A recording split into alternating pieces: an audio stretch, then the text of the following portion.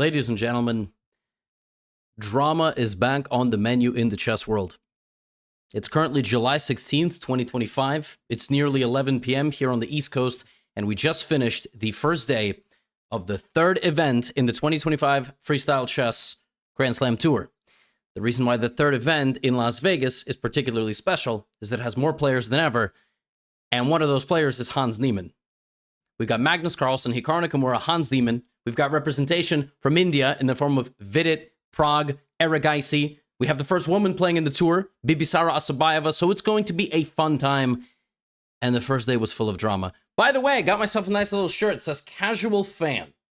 Shout out to those who know, and shout out to those of you who are hardcore fans, and so on and so forth. Folks, we are going to kick off the first day with me letting you know what's going on. It is a round robin. Everybody plays everybody. We have two groups of 8.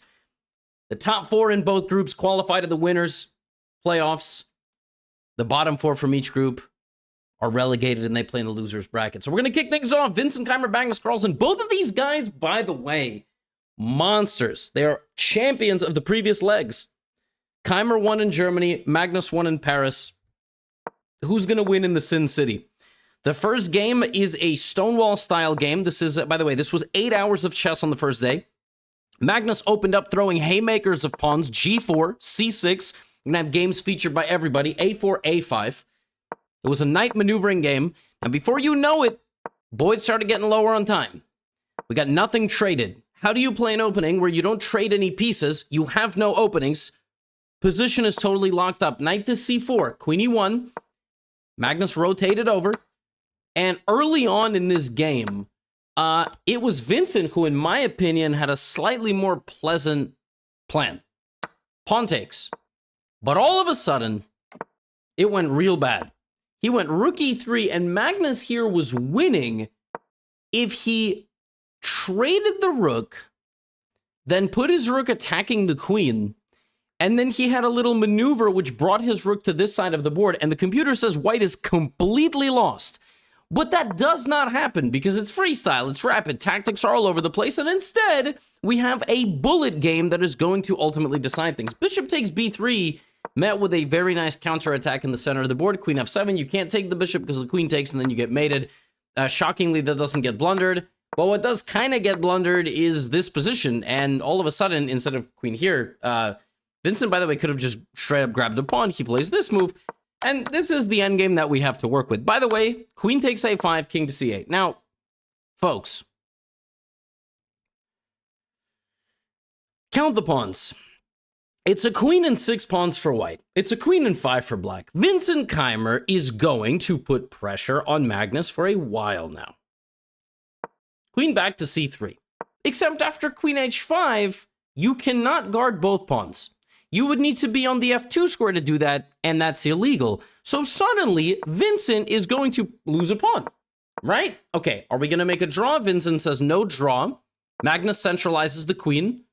Vincent goes here, and before you know it, Magnus will give up a pawn, right? For a pawn. He's gonna win one of the pawns. And now we have queen and 4, queen and 4. So Vincent goes from a pawn up to equal. Okay, but there's no way Magnus is going to win this position, right? Now we have queen and 3, queen and 3. Keep in mind, they're the same, CGH. Are we really going to see Magnus work endgame magic? You know, I just watched Djokovic lose to Sinner for a second Grand Slam in a row. It's crazy. It's crazy to see. You know, the young generation is incoming, but Magnus, still here, still kicking. Walks the king around the board, all right? The idea to win this game for black is to maybe sneak the king in. All right, the king has snuck in. Now suddenly the king's going over here. And that is how you win. This dude from Norway, straight up just, how do you win a queen endgame? Bro won a queen endgame down a pawn. He got no business winning this. What are we even looking at? He was down a pawn, now equal. He finds the only winning idea, which is literally to shield the king and march in. It was a draw with perfect defense. Vincent Keymer, imperfect. Maybe perfect looks, but not perfect in this queen endgame. Magnus Carlsen, working the endgame magic, gets it done. Queen's gonna definitely get in there. Maybe the next one, he wins. Magnus starts off with a win, but it wasn't all smooth sailing. It wasn't all smooth sailing. We got games from Hikaru. We have games from Hans incoming. You got the trifecta. Yes, it's going to be 5 days of heavy milking. Non-GMO, pasteurized milking. Right? Whole milk. Not talking 2%. No skim. No almond. No oat. No goat. No coconut. We are whole milking on this channel. Might even be heavy cream. 14%. E4. E5. Prague flew in the other day. Joined as well by Eric Geisy and Vidic, strong representation. 2 players were replaced in this tournament, by the way. Parham Maksudlu from Iran couldn't get a visa. And Yan Nepomniachtchi withdrew for personal reasons. I saw it was reported somewhere that his mother passed recently. So on behalf of myself and everybody in this community and this channel, I don't know if he will watch this, but our hearts are with him at this time, on a serious note. And that is a tough time. It would have been great to see Jan play, but we will see him back in the future, hopefully stronger than ever. Now, let's proceed with some crazy freestyle chess. Bishop takes a7, rook a8, bishop f2, c5, f6, d3, and this game was crazy. Magnus in this game was just, he wins the first 2 games of the day. He beat Keymer, he beat somebody else in the second round. I don't remember because there was like 100 games that I watched today, but he started the game 2-0. And clearly full of confidence. But Prague starts punishing him. He's like, Magnus, you're leaving a few weaknesses behind. Rook a6, queen b4. By the way, if anybody's confused what we're playing, if you're still watching 6.5 minutes in, freestyle, they shuffle the pieces every game on the back row and the second row. Knight to c5. Beautiful move from Prague. Black's position being defended is an illusion. Magnus down to 20 seconds. And my man Prague is completely winning against Magnus Carlsen in 15 moves. The king goes to d7. The queen takes on b5. Simple chess. He could have went back to a3. He could have had pressure. He decides to go for a 2-pawn up position. And in a shocking turn of events, Magnus once again equalizes. I don't know how this happened. Like, Prague was like, I'm going to be 2 pawns up against Magnus. Magnus is like, I could win an endgame down 1 pawn. I could win an endgame down 2 pawns. Bishop a2 apparently was the wrong move. You had to play rook a6. But he does this looking for activity. And now Prague restabilizes, brings in the rooks to swarm the black king. And he's going to win all the pawns. All of them. Every single pawn. Every single pawn. Or the bishop, right? The 1 pawn survives. Yo, Prague just eviscerated Magnus. And this was a tense game for a moment. These games feel much longer. This was only 10 moves, but 10 moves in freestyle is, a lot more in the other format. And yeah, Prague, just a beautiful game. Like, out of nowhere, like Magnus hopped in the knight, and then they traded. And then the knight went here, and, that was that. Knight f5, rook a6, and queen d4, massive counterattack. Beautiful game from Prague. Magnus was actually losing. I know, shocking. He lost to Prague, he lost to Wesley. So remember, you got to make top 4. More on that later. Meanwhile, Hans was in another group. So they split the groups. And now that the tournament is not rigged, because if it was rigged, Hans would have played Magnus in the round robin. But what they wanted to do is they wanted to pair them in the knockout. You can't play anybody in the knockout. It's a ridiculous format, but basically if you finish top 2 in one of the groups, you get to choose 3rd and 4th in the other group. And then if you're 1 and 2 in the other group, you get to choose 3 and 4 in the other group. You get it, mix and match. Mixing the conferences, mixing the... Whatever, you don't get it, you're not paying attention anyway. You're probably putting this on the other monitor and doing something else. Doesn't matter, but I sound great, right? Boom, bang, bang. Okay. F4. By the way, I believe this was the same setup as this game, right? I'm taking us back around. So, Hans Niemann, all eyes on him. He couldn't play in Paris. I don't know what happened. We still never heard anything. The most mysterious withdrawal of all time. E4 takes. I'm a little bit sad. I'm not in Vegas, but I decided to stay back. I wanted to rest. I just traveled for a month, but more than happy to spectate the tournament. And the madman Arjun Erigaisi found himself in trouble early against Hans Niemann. I don't even know why they have these ratings here. These ratings are silly. Hans, just watch. Puts the knight on e4, right? He was talking about how he had the very powerful bishops. King is very safe. Opportunities to castle long and open up the rooks. And we did see that in the Vincent game as well. This game was much more open than the Keymer Carlson game, which was totally locked up. This one, blasting open the position. but the blasting open of the position benefits the guy that has the more active pieces, the pieces that are faster to the center, and that is Hans Niemann. Knight e4 apparently wrong. You should take with the rook, but knight e4 very logical. And every guy I see here should have castled, which here involves the rook going there. Castling that way would involve this. No, but it doesn't matter. Just watch. Pawn takes f4. And now Hans finds a beauty. Knight c5. Oh, yes. That move is protected by the bishop. Black sees this twice, but the queen is what we call overloaded. It's defending two things. So it cannot simultaneously defend the rook and the e8 square, because if black were to play rook takes, here, knight c5, bishop c5, queen c5. At the end of that sequence, these pieces are gone, and the queen would go all the way down, and that would be a checkmate. And Hans Niemann is completely winning. He beats Eric Geisy in less than 15 moves. The thing about freestyle is it's very fascinating, but dudes be losing games in 10 moves. And that's, you know, in rapid, it's fine in 10-minute chess, but it's, oh, by the way, the format's changing. If you've been following this event, the classical chess now that's going to get played in the knockout is 30 minutes per player. So, yeah, so much for a 90-minute, you know, like to really get that essence of the, now they got 30. Because 90's tough, I guess. 90's a little hard to watch. I don't know. They're playing with a slightly longer format. Anyway, I'm not going to take away anything from Hans Niemann. Hans Niemann chopped it all down and just played rookie 1 and won the game. Hans Niemann started 4.5 out of 5. Dude beat Vidit. Dude beat Eric Geisy. He was beating everybody. He beat Lenier. I'm pretty sure. I think he drew Sevion. He 4.5 out of 5. He beat Ray Robson. He was 4.5 out of 5. You know who else was cooking? Hikaru. Hikaru Hans has become a bigger trash-talking, mutual respect and disrespect of a rivalry than Magnus Hans. In many ways. I think the level of contempt and disdain. I don't know, actually. I wish Hans was here. I would ask him. Maybe I'll fly to Vegas and ask him. It obviously all started with Magnus, but yeah, I mean, it really has. I mean, like every time they play online, it's a big thing. They played in the Speed Chess Championship. Hikaru won that match. Hikaru's in first and second place, and Hans is in second place. They met in the round robin. E4, E5. One small detail: Hans already clinched a top spot in the winner's bracket, in the upper bracket. So F3, knight to E6, bishop F2, F6, C3, C6, knight G3, bishop F7. Very tense game. Who's going to move the d pawn first? Hans.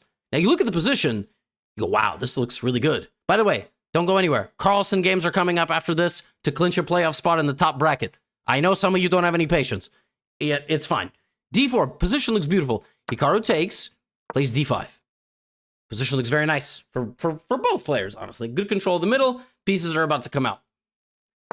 Hans centralizes the rook, puts his knight out. Hikaru plays knight e7. Both guys are improving their position as much as possible. If white could sneak in these two pawns, white would be completely winning. White would be completely winning. Just absolutely crushing. All right? You know, because you would just get a very powerful attack. Right? Bishop g3. Hans repositions the bishop from b1 to f1. In that time, though, Hikaru gets the knight to f4. I don't know what it's like to play somebody I have such a feud with. I can imagine the heart rate is elevating. You know what I'm saying? b6, rook c1, queen d7.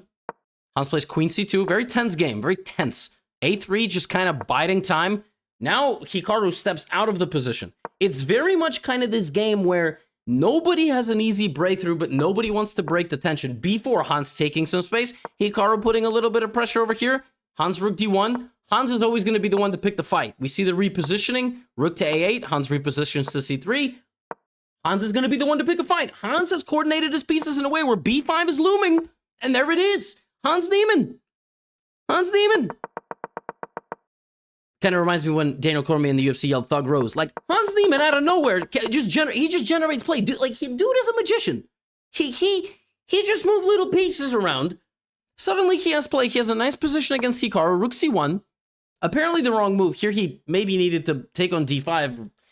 Again, I'm reading engine lines. I wouldn't have played these moves myself. He plays knight a4, and now Hikaru immediately seizes back control of the game. You got to remember, Hikaru's the best defensive player in the world. Any given day. Could be Magnus, could be Hikaru. Depends on who drinks more coffee in the morning. knight to f4, rook to d1, and suddenly you start realizing that the center is more locked than you thought it was. And Hikaru, the joy Hikaru felt when he played h5, because again, these dudes do not like each other. They don't like each other. And that's great. I love that. Chess players have to stop being like, well, if I play my best, I'm just going to play my best. Like, shut up. Obviously, you're going to play your best. Hate each other. Do something interesting.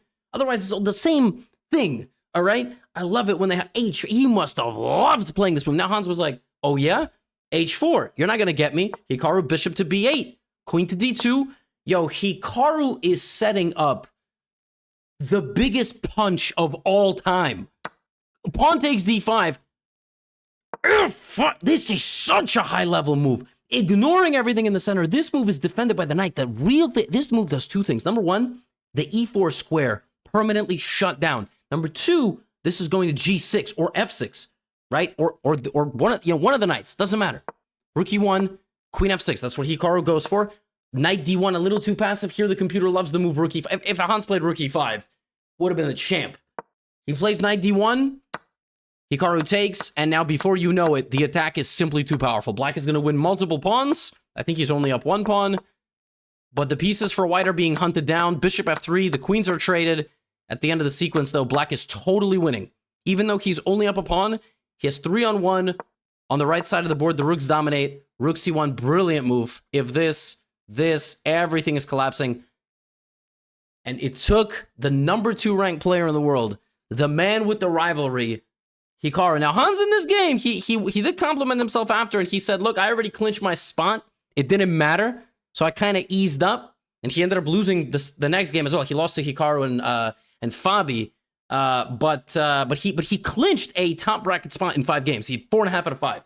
Stormed out of the gate, clinched it, but Hikaru was on another level. I mean, we are talking about the former world champion of this format, of Fischer Random. In fact, I think nobody took it from Hikaru. Technically, Hikaru is the lineal Fischer Random world champion. There just hasn't been another one.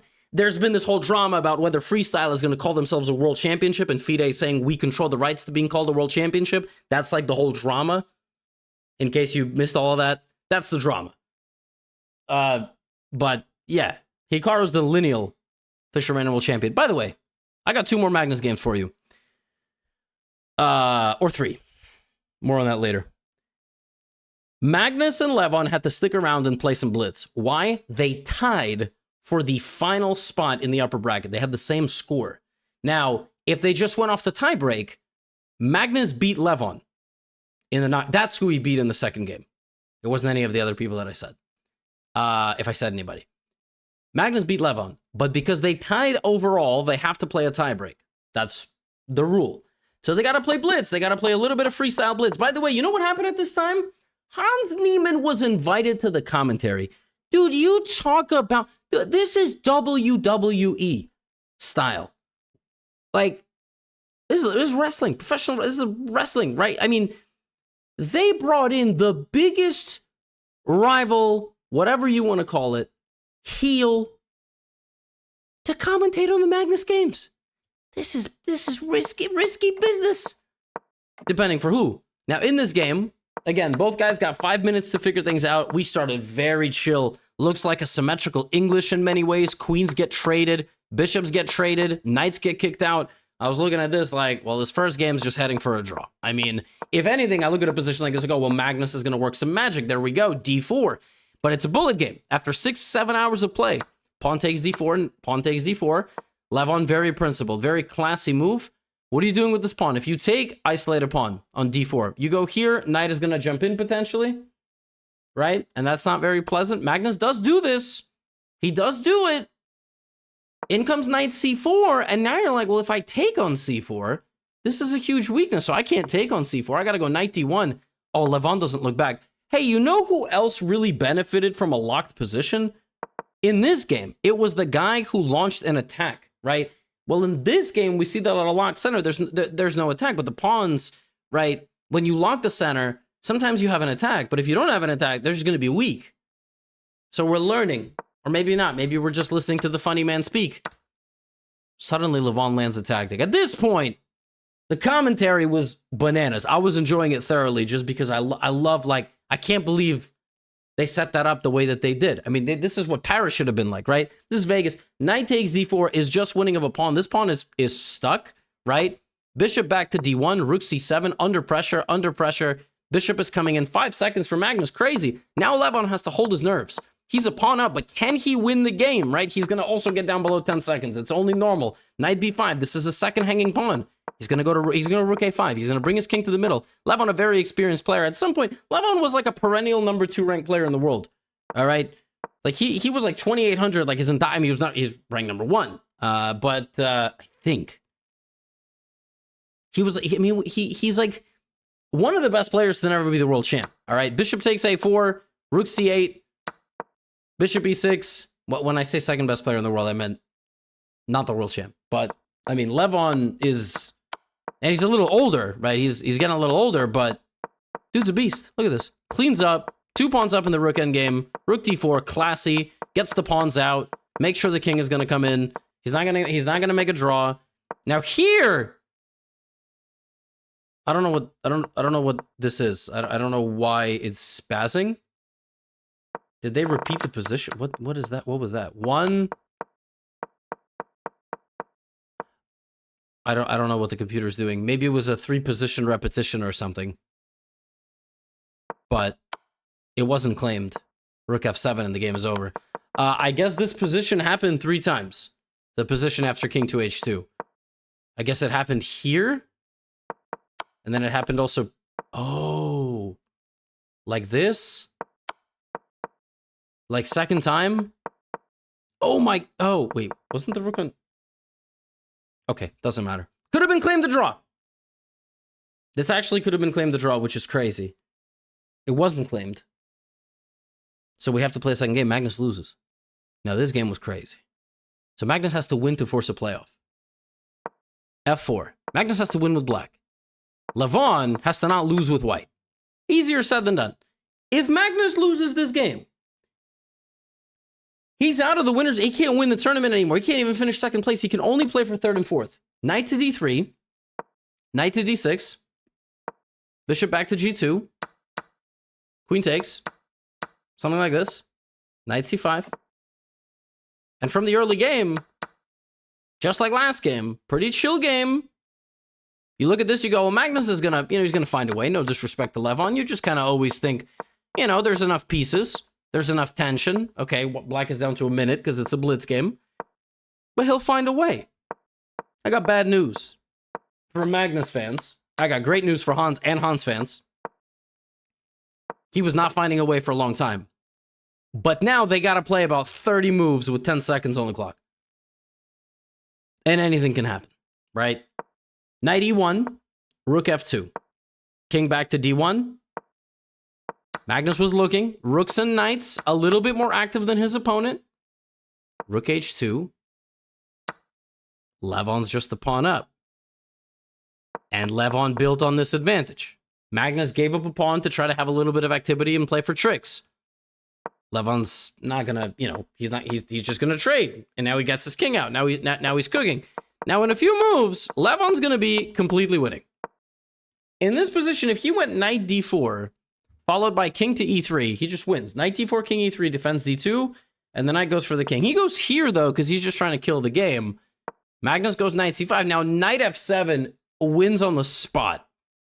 There's also knight h7. The ideas are to give the check to the king. Knight h7 looks good, but it's wrong because the knight f7, knight h6 was winning. Just completely winning. Now, the craziest thing about this game, the craziest thing, you look at all that.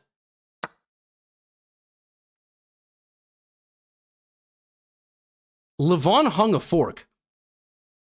I don't know if this is a broadcast error. Knight back to f4 is a fork. Magnus Carlsen wins the game by playing knight back to f4. He misses it. Now we have this position, but this position's not good enough. You're not going to survive this position as black. You're not going to win it. You have to win it.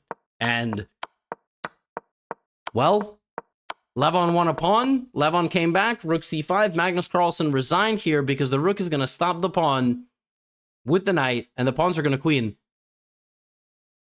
Knight f4 check was just on the board. Crazy. Crazy. 8 hours of chess later, Levon Aronian is the final man in to the upper bracket, which leaves us with these results. This group was nuts. This was a crazy, crazy group. Pragg, Nojibek, Sindarov tying with 4.5. Levon advancing. Magnus will play in the losers bracket. Along with, it was so close, this group. But then the other group was also crazy. Hikaru 6 points out of 7. 5 wins, 2 draws. Fresh off of the beautiful announcement, which I won't spoil if you haven't seen yet. Massive congratulations to him and Atusa. Good stuff. Crazy stuff. Yeah, I've read the rules of this tournament like 100 times. I'm fairly certain Magnus, it's not like Magnus can requalify for the winner's bracket. I think that's it. I think that he is actually out, which is crazy. People who lose in the upper bracket get demoted to the lower bracket. And people who lose in the lower bracket are eliminated. And then there are semifinals. Right? But I don't think you can qualify up. The upper bracket final decide who wins the event. Lower bracket decides who places 3rd and 4th. I guess. Maybe not. We'll find out. Crazy day of chess. Hans Niemann shows up and cooks. Hikaru, Kugin, Magnus struggles on day 1. Wild stuff from Vegas. Day 2 incoming tomorrow. It's late here on the East Coast. Get out of here.